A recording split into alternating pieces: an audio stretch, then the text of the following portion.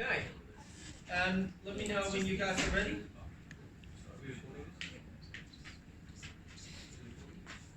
Who's recording? Yeah, Okay, we're good. good. Alright, good afternoon. Okay, done. Good afternoon. My name's Ray, and I'm from the group Renegades. And we got something unique with our group. We got triple J's. We got Jimmy, Justin, and Joel. So yeah, this is our project, and I'm going to pass it on to Joel now to take us through the problem, the wicked problem. Yeah, so we're trying to address a range of problems, but we're honing in and focusing on the main problem, which is the lack of food grown in our city, and Melbourne as the food desert. So we looked through this through our statistics, and this was a study done by Melbourne University, and an infograph about the future of food in our city.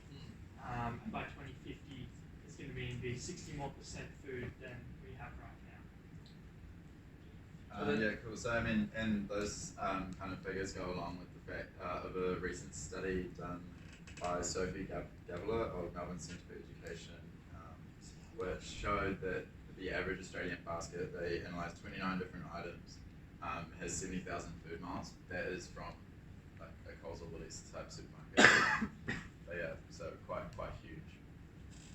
Yeah, and well, City of Melbourne indicates that there is 480 hectares of internationally claimed parks and gardens, and well, the research done by Relationships Australia in 2018 shows that 10% Australians aged 50 and over report lacking social support, and ID community shows that 6.8 of people in Greater Melbourne is unemployed in 2016.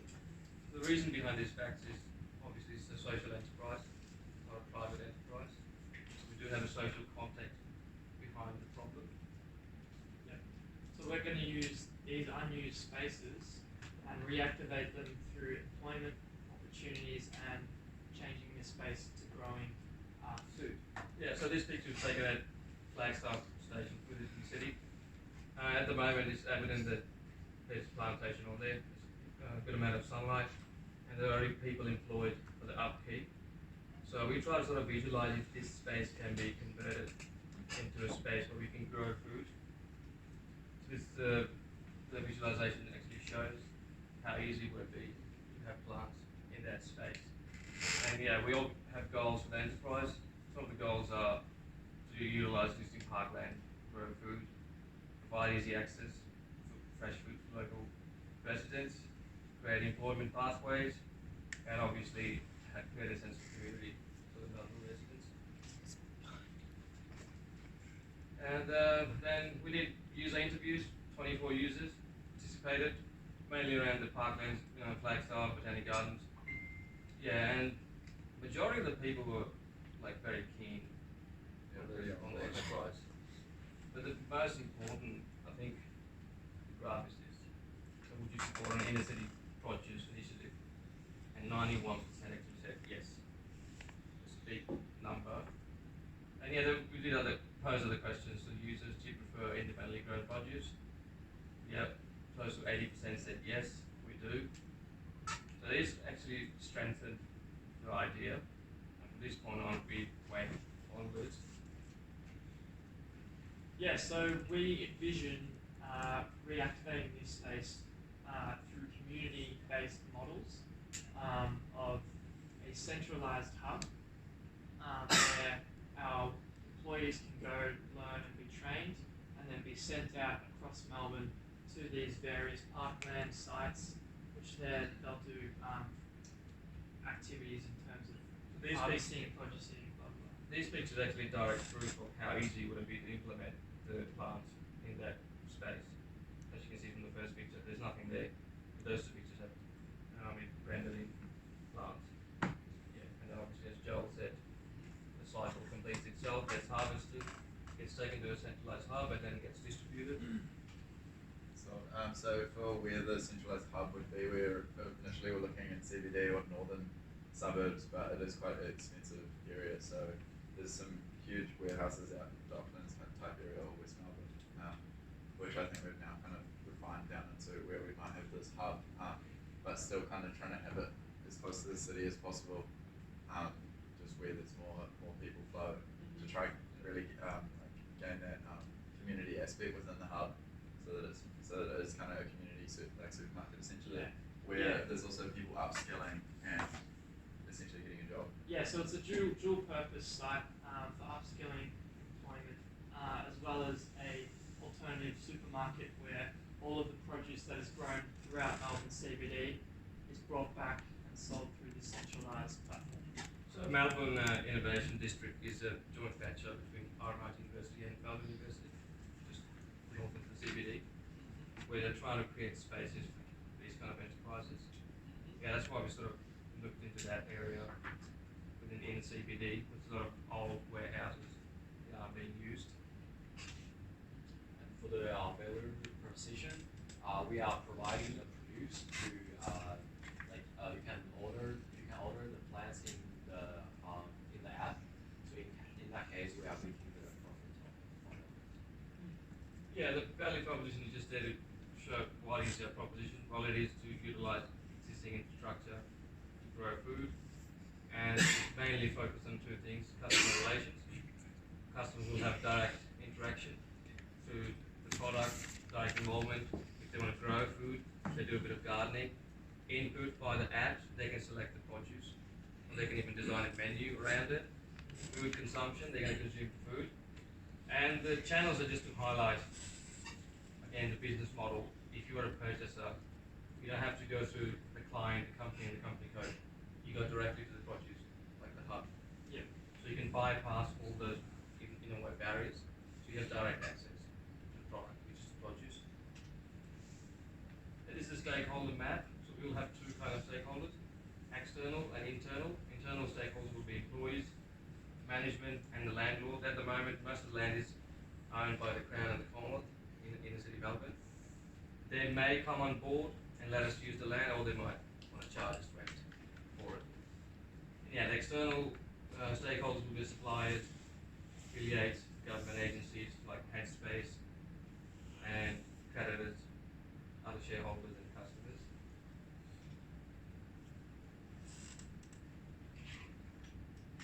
So there are various revenue streams that we're going to take advantage of, and one particular motivation might be for the government to let us use this land is ecotourism. We're going to take route pathways of delivery, bit of merchandising and advertisement through the various sites across Melbourne. For the employee, we can give us really easy work. This will be good for a new startup and for student, also for homeless. Let them would like to go to work. And for this job, they really easy. They like people for 2,000 years before they start doing that. So this really good stuff. And this will be an identity. We got the logo. They using the Melbourne landmark, and they can see the H and the M. We also can do that in different. We work close and we pass for some volunteer short. Yeah, the merchandise just to give people a chance to support the enterprise without being part of it. For example, if you're visiting Melbourne for one day and you can't actually be a part of the enterprise, but you can purchase merchandise, that will create a revenue stream for the enterprise. That's why we designed some merchandise. Yeah, so I can just summarise quickly that Melbourne Harvest is a social enterprise that seeks to give access to people living in Melbourne CBD fruit that is actually grown in the streets in the CBD by local people that are unskilled. So in providing those employment opportunities, but also giving a platform for community for people who are facing social isolation, those kind of issues. We can combat social isolation and actually bring people together with the vehicle of food. Yeah, that's it. Done. Great. Thank you.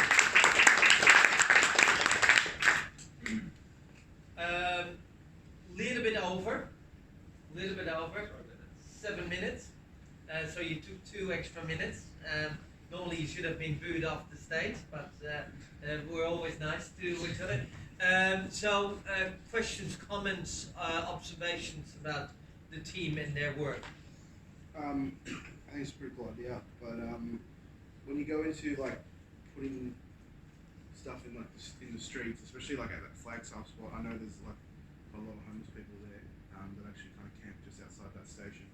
But have you thought about how it's not going to get ruined by just anybody walking through it, standing on it? Young people in the city, like unfortunately, like it's something you don't want to think will happen, but unfortunately it does. Just like Yeah, I think raised beds would be a huge help, and then potentially more like parkland areas. yeah. Like certainly not like high pedestrian train stations. Yeah. Do you guys see like the potential for this project to grow into like kind of like a citywide like permaculture kind of setup? So like Well, yeah, definitely. Yeah. Like, yeah. everyone eventually. A lot of thought went into the brand identity, like Melbourne Harvest, and even the logo captures the Baltic Ridge, two pillars. So yeah, we want people to be proud. Like, Yes. oh, I belong to Centre Park. Yeah. I'm going to buy my certain cafes like we only sell Melbourne Harvest spinach here. Yeah. Yeah. So that's definitely our vision, but we thought our design problem was actually how to make that a viable thing. So bringing in an economy around reactivating these unused spaces is kind of what we're trying to achieve. That would totally sell. Like you'd have to set up a premium. Yeah. So cafes. So for example, at Woolies you have drought relief milk. It's 20 cents higher than regular milk, but people have been buying it, and now it's got to a stage where they don't have regular milk anymore. They only have the drought relief. People, and like Melbourne has a good history of supporting a good cause. For example, the Good Friday Appeal once a year, where you raise over $10 million.